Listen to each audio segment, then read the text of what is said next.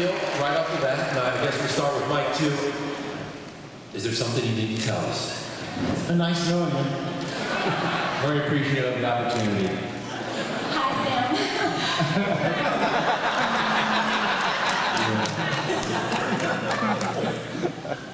What is happening with Barbie? And you guys have no problem killing characters in this show. So, are we going to see the departure of more characters throughout the rest of the season? Of course we are. We have on the ceiling of our office what we call heaven, and we have everybody up there, and we have Dodie, and we have Angie, and we have Linda, and we have Reverend Coggins, and then we have a few more that are becoming this season. We kind of have kept the body count down a little bit at the beginning of the season so that we can like rev it up for the end. I just want to know, how hard is it for the actors to read a script and say, wow, we're losing somebody this episode? How tough is that to watch friends go? You have to ask Alex that, because every time I come to North Carolina, yeah, I don't he know. asks me. It's tough, you know, you grow so close to that person, you love them, and you, especially with Britt, like, I was the only person she was working with for like, I don't know, 4 or 5 episodes, and we like developed this close bond, and then, you know, reading the first episode, you're like, this is really happening, like, she's gonna be gone, but you never know. You never know what, when someone's gonna go, and you never know when they, you know, come around again. You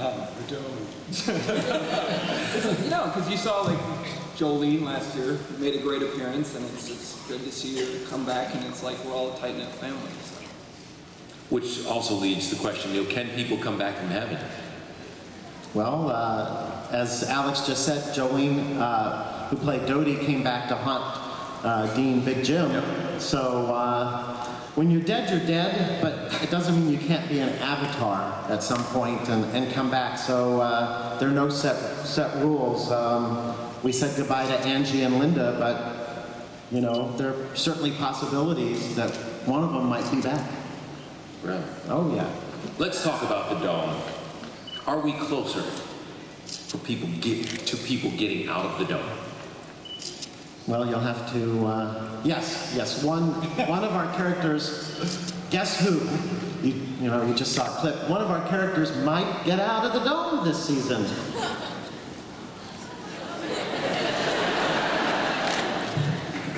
Literally. Literally. Yeah, it's fun. I think it's fun. You know, a lot of people said, how do you maintain a show under a dome year after year after year after year? And you know, they've come up with a really exciting and interesting way of broadening the scope of our world. So I think everyone's in for a real treat once that happens. I think also the writers have done a really good job of conveying that, like, for some of these characters, the dome is really not their biggest problem. And so I think it becomes a case of, so wherever you go, there you are, you know, whether you're under the dome or you find a way out or you know, whatever those experiences are, the problems, the difficulties of the relationships, the psychopathy, like whatever it is, will follow you wherever you go. And we hope that whatever happens with the show, you'll want to watch those characters still wrestle with those demons and still wrestle with those relationships. Mm-hmm. How's it been working in the new characters? Eddie, how's it been for you? It's been great. I fell into a really nice group of people. You know, first and foremost, that's kind of the experience I had showing up there. You're new, you don't care who gets killed, right? No. Yeah, that's okay. I read the script and go, oh, better him than me. I'm just kidding, I'm kidding. But it's been a lot of fun working with everybody. It's been great. Yeah, it's been great. And, you know, we had the good fortune of shooting in Wilmington, North Carolina, which is a beautiful place to be. But no, I couldn't be happier to have been paired up with this crowd up here. It's good people. All right, let's talk about a couple of subjects. First of all, will we find out what Angie saw in the locker before she died? Absolutely. Yeah, there, you know, like we said last year when we said we'd find out what the, you know, Big Jim's propane and that Barbie killed Julia's husband, we gave all the answers. We set up new mysteries, and we will definitely find out what what's in that locker this year. Alexander, how about when we find out who killed Angie? What about it? What do you want to know? You want me to just tell everyone? You can go ahead. I think these people. I don't know. Yeah, we will find out who the killer is, and Don't we know already? Well, Yeah, we kind of know all that. last episode we set it's that in hinted motion. at. It's hinted at, but it's It was Julia. yeah, all along. But She's young and pretty, I got jealous. yeah, Right. That's you dressed up. but yeah, more conflict and fighting and attacking each other is coming later in the episodes. So revenge might be taken. Oh, for sure. We saw, the end of the last episode, Julia's making tea very innocently and sweetly and offers Sam honey and doesn't see that something got very exposed on his chest, and she's turned around and she's stuck in this house with Sam. Not a good thing, maybe. Sam killed Angie. We don't know that. Dean, let's talk about Big Jim for a second. And will he and Junior ever get along? Will they ever see eye to eye? There's been a lot of conflict in this series. I keep trying, but he's a tough kid to raise. That's part of the. Yeah, you didn't have a great father. I think that's part of our story is that the difficulty of trying to raise a psychopath is. It's complicated. He loves them. He loves them, and yet he knows that he's got some problems. So I think that's part of the thing that fuels our kind of story arc is trying to maintain a father-son relationship while we both have some psychological issues. Yeah, that's the pot calling the kettle psychopath. Yeah, megalomaniac. But in a way, I've been changed. Big Jim's a little bit of a psychopath too. Let's be honest. I mean, Big Jim's a little bit of a crazy man too. Come on. Don't judge, man. Don't judge. Just because you don't understand me. Yeah, he has some issues, which is probably why his son has some issues. Hey, Eddie, let's talk about your, it seems like, blooming love triangle. Will we have that? We have a little love triangle for Sam. Yeah. Yeah. Sam stepped over his bounds in the last episode that aired and had taken the shine to Julie and made a play for her and was very politely rejected. But nevertheless, took a shot. Yeah. Let's not make it weird. Let's definitely make it weird. Or That's tricky because I feel like we also, the episodes take place, obviously, every week, and I know this from watching shows, in my own life where a week goes by and it might be a day in the life of the series, but for you, when it's been a whole week, you sort of feel like time moves faster and it's been longer. But we've really only been under the dome for about a month.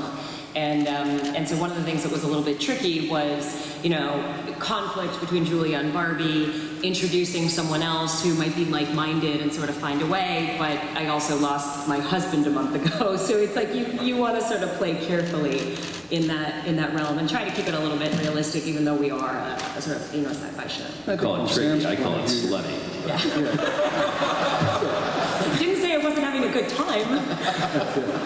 you're talking about a guy who's been in a cabin for the better part of 10 years. One day decides to take a walk outside and there's a beautiful redhead in the forest. It's like, Hey, I'm in.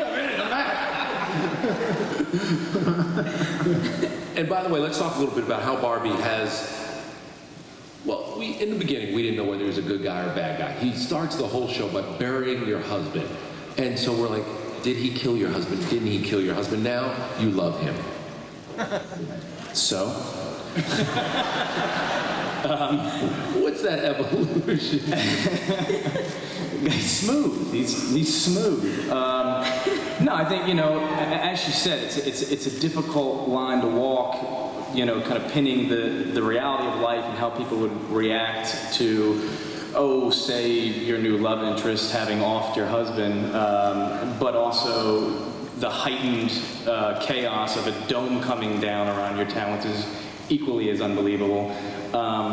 So that we framed it in a way, I think, where we see Barbie's hand was forced in a form of self-defense, and in a way he was, her husband was committing an act of love for her by making sure she was taken care of. So heading into the second season, I think we see more of what makes Barbie tick, which is he may have some violent tendencies in how he gets there, but he really is there for the people and there to defend the defenseless. Sounds like Barbie's going to be okay. I just fell down in a hole. He did just take a little fall. That could hurt a bit. We'll see. Hey, let's talk about Joe a little bit, Colin, and struggling since the death of your sister. What's next for Joe? I think just in season 2 alone, after he finds out that Angie's gone, and I think he's angry. I think he wants to know who did it. And I think the whole season, Joe kind of undergoes this transformation period between being a young man to being an adult. And I think that's just a big, I think that Barbie is a huge role model to Joe. Even I think that he provides this example of heroic behavior as well as just bravery, and then being able to just, despite all the bad situations that are going on, just find the good, or if you can't find the good, just move on, because that's what we have to do in this situation. I think that he gets a lot of those notions from Barbie. And he's messing around with Nori and Melanie. Yes. He also spends most of the show running around with a tablet trying to get email so that he can respond to his millions of Twitter followers, but he can't get email in there. That's why he's not tweeting you back, ladies. Stop asking me why he's not tweeting you back, because he doesn't have email under the dome. Yeah, but who's tweeting him? So we do find out. So, especially with you guys, if you go to houndsofdiana.com, it's like the Hounds of Diana. We're the first show, I think. Maybe there's some others that have done this, but, in episode 3, Joe and Junior got emails. You saw Junior got a video from his mother. That is kind of something we haven't even talked about yet, that she's alive. But who's sending that? And so we have a digital character who's working out of houndsofdiana.com.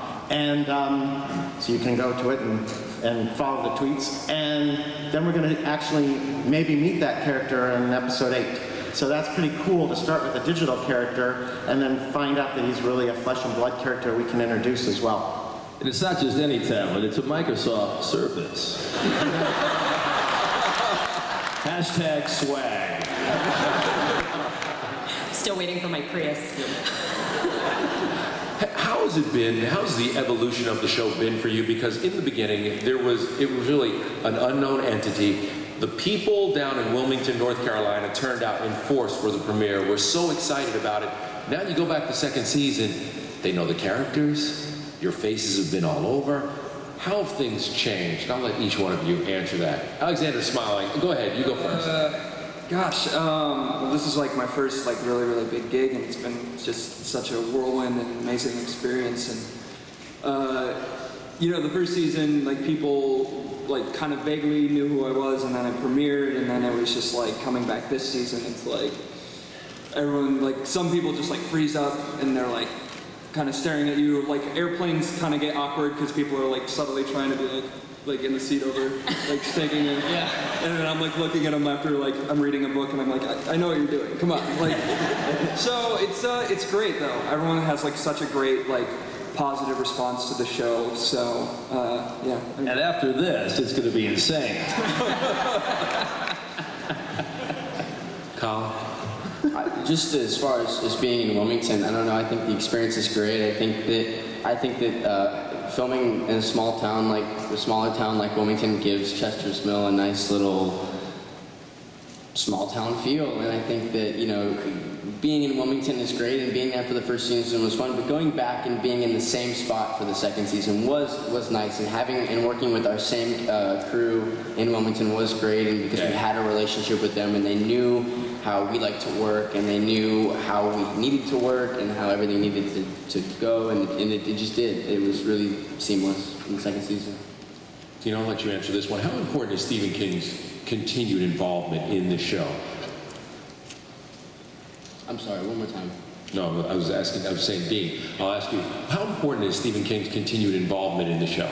Yeah, it's Stephen King. Yeah, it's awesome. It's real important. I mean, he's such an icon and a legend. It's great to see him on the set. It's great to know that he's got a voice in what happens and that he kind of helps guide the show. So it could be better, to have him around and contributing.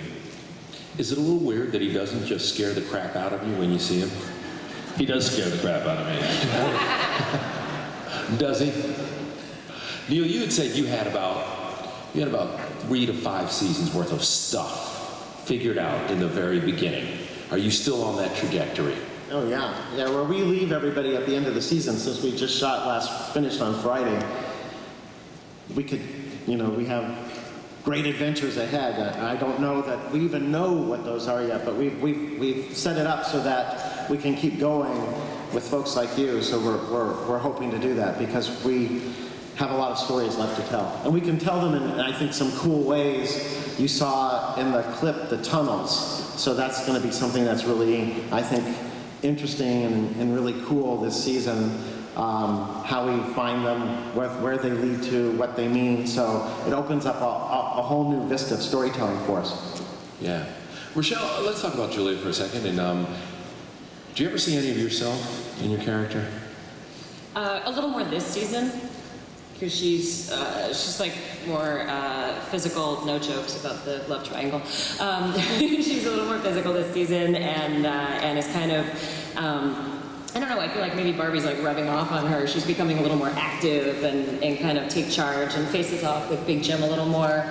And I feel like my personality is a little bit more balls to the wall, so it's nice to be able to play that. Interestingly, I learned a lot from her, from playing her last year, because she was originally conceived as a character who was extremely intellectual, and she was the journalist, and I think it took a while for her to put her camera down and let her feelings show and sort of work things out. And if I have a feeling, you'll know. I'm very like, bleh. No, it's out. And so it was really cool to play a character who was more contained, and then be able to slowly kind of let her out, so that this season, the more things happen and the more crises there are, the more she really steps up, and the more she, has to be able to, I have to be able to hang with the guys, so to get tough quick. You also feel like you're either on her team or Big Jim's team. Yeah, I definitely think this season is about dividing lines, and there's a push-pull for the town, and I think it's really a competition between, someone who wants power and is having trouble getting it, and someone who doesn't want it and is kind of having it thrust upon them. I think Julia's like a reluctant leader, but she'll do whatever she has to do to look after people, and he's not the way, so whatever conflict that creates, yeah. Mm-hmm. Because I have this insatiable desire to find out secrets about this show, is there anything coming up? Can you give us a hint of something that will make our jaws drop, besides Barbie dropping, literally? Yeah. What are you allowed to tell? Go ahead. Well, for Barbie, Mike can talk about this a little bit. He served, in the military, and I don't know, I always thought from the first season that he was from a working class family. He seems kind of like a strong, really good values kind of guy, but... Yeah, we get to come face to face with Barbie's father this year in a new and open world, and we find out that he in fact could have been a trust fund baby,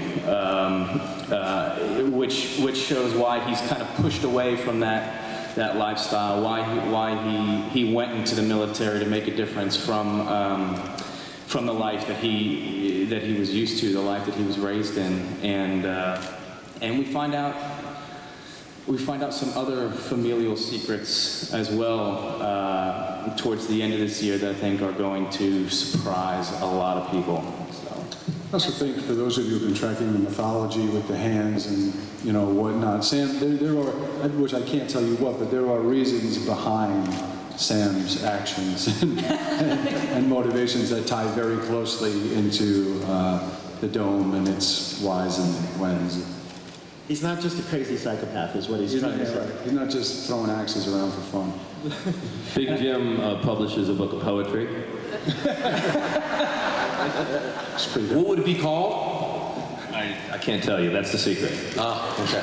Die. I think that something that's really cool too is that I think that's something that we didn't see in the first season. You know, there's a couple of those looming shots of the dome and the helicopters surrounding the outside world, and I think that one of the questions for me, just as you know, enjoying the story, has been, you know, how is the rest of the world reacting to the dome, and what are they doing out there? And this season, you will get your first glimpse of, in a small way, of what the impact of the dome has been and what people around it are doing about it and how they're reacting to it. And so I think it's really interesting. Yeah, because it's been a get while that. since we've had that much play with the outside. Right, because we're in the fishbowl, but outside the world is a different place now that this thing is there. And so what does that look like, and how are people reacting to it, and what are they doing? And so it's cool to get a look at that.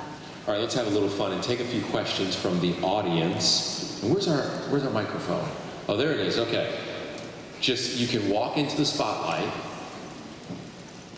and we'll take a couple of questions. They're powwowing. Yeah. Okay, come on up. And tell us your name first and where you're from. Hi, my name's Maria, and I'm from La Puente. And thank you all for coming. Rochelle, I love your costume. This question's for Alexander. What's more important to Junior, finding out where his mother is or who killed Angie? That's a tough thing.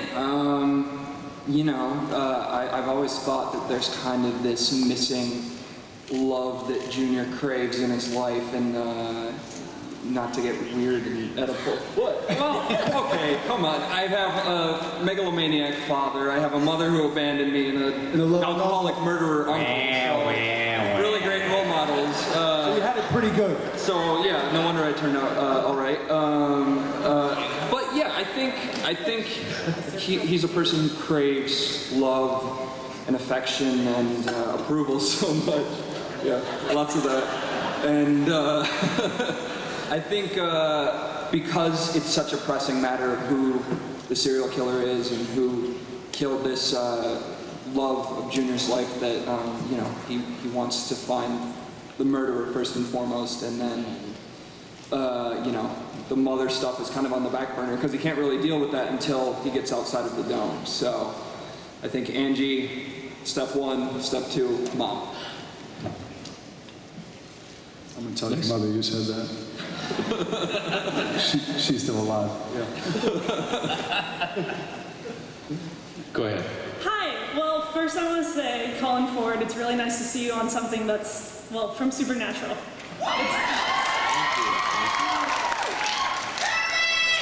My question, though, is for Junior, I guess, or Alex, sorry.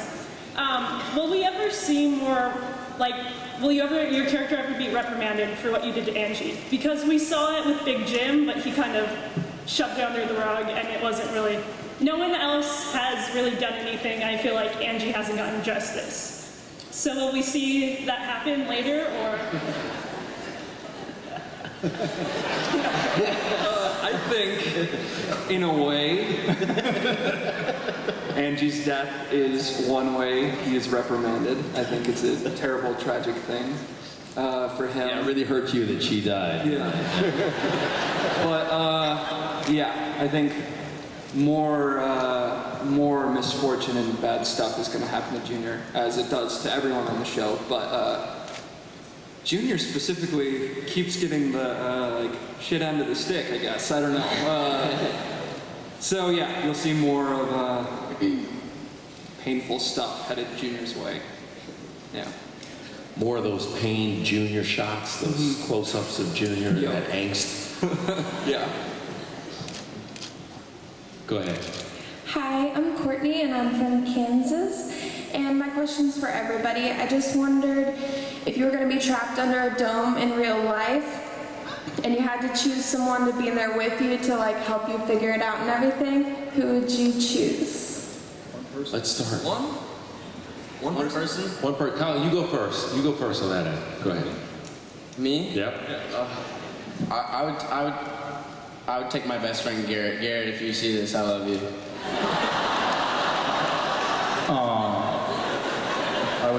assign my kid to my wife and try to take them both. I will say, yeah, Dean. Why not?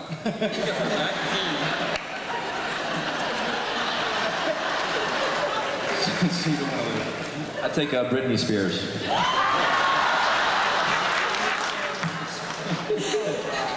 I was going to say my dog, but if he's taking Britney Spears, I'm taking Clive Owen.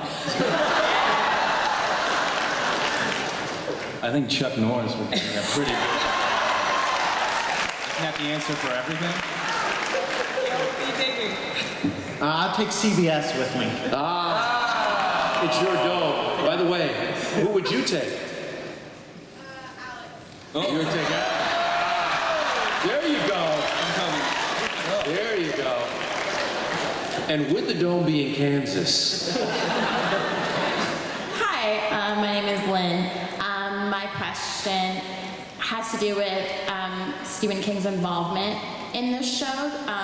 Since he wrote the book that the show is based on, does that mean that his current involvement is going to keep the series in a similar direction or not?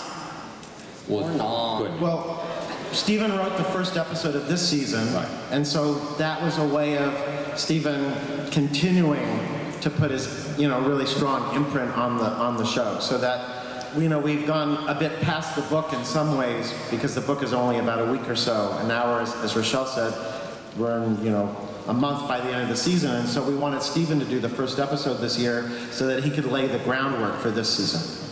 And that kind of goes back to the thing you talked about of having a plan for 3 to 5 seasons worth of stuff beyond the book. Literally on a plane, I grilled Neil about this when we were going to Wilmington, and I was just like, dude, how are you going to go on beyond the book? Yeah, and we talk to Stephen all the time. So Stephen lives in Maine, but we talk to him, and he reads every script, and he loves it when we kill a character. He wants us to kill more, and so it's like, wow, So he was very happy by the end of the season. But he looks at every script and every cut, and so we have a great collaborative relationship with him, and then also the folks at Amblin. You can't forget about Steven Spielberg and his group too. So they're very involved as well. So it's a really great combination to work with the. When you think of Steven and pop culture, you think of King and Spielberg, and we've got them both. So we're incredibly fortunate. Does everybody up here get along with Stephen King? I just want to get a heads up on who may come and go. Okay. Would you risk not getting along with him? I just don't want to see you die. That's all I'm saying. For someone who writes such dark, and often darkly comedic material, he is really impish, fun, Disturbingly normal. Very nice guy. Yeah. That's because you wonder what's going on upstairs. Kind of scares you a little bit when you're looking at him. You're trying to figure out what's going on behind those eyes. Next question. This is a question for Rochelle. When I first started watching the show, for the longest time I was racking my brain wondering, where have I seen this actress before? Then it hit me, oh my gosh, Victoria from Twilight. So, yeah! So it's more of a request than a question, but if you would indulge me, could you please say, I'm the one with the wicked curveball? Well. Oh, it's been a long time. Forgive me. It's been a while. I'm the one with the wicked curveball.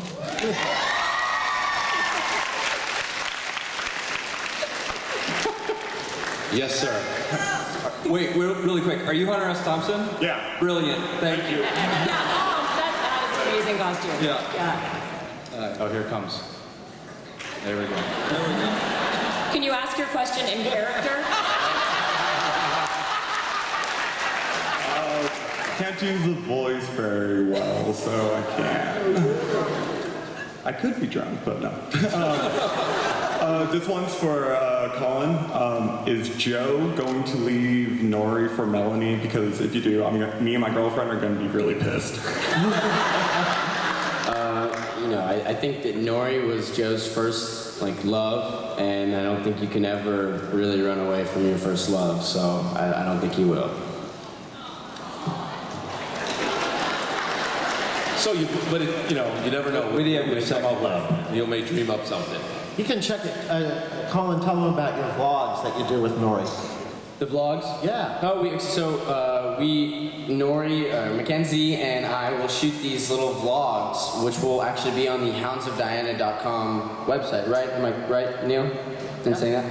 Yeah. They'll be on the Hounds of Diana website, and there's these cool little vlogs that we do as Joe and Nori, and we shoot them like in different spots around Chester's Mill, and it's usually little experiments that Joe and Nori are doing on a small scale that have a larger meaning for the dome or for what's going on in the dome, and you can check them out on the houndsofdiana.com website. And they're just a little bit of fun and experimenty little videos that we make, and it's just kind of gives you a little insight onto a happier setting of Chester's Mill and just kind of the fun experimenting and figuring out what's going on with the dome. Yes, sir. We have time for one more question. Hi, I'm James from Brazil. I want to ask Neil, as you know, the series will be released in Brazil this season, and I want you to help me to tell Brazilians why should they watch Under the Dome. Because it's a thank you for, we love that. We see a lot of tweets from Brazil. I wish we spoke Portuguese because they write them in Portuguese, but I guess we can translate them. I think the show is a parable for our times, and this season particularly, we look at how all of these guys have not really taken as good a care of Chester's Mill as they might. And so you've seen the caterpillars that have been munching on everything and the blood rain, and pretty soon Big Jim has to come in and do some saving of his own, for some big climate changes that are coming. So our show is really about how do you get along when resources are scarce? How do you work things out? Can you have a democracy if resources are limited? And how can you keep getting along when we're under a lot of pressure? We're running out of fuel and things like that. So it's a parable for our times without, telling people what to think. We just show what our characters do. And we do a special episode where we replay the World Cup that we beat Germany. Did Brazil do better?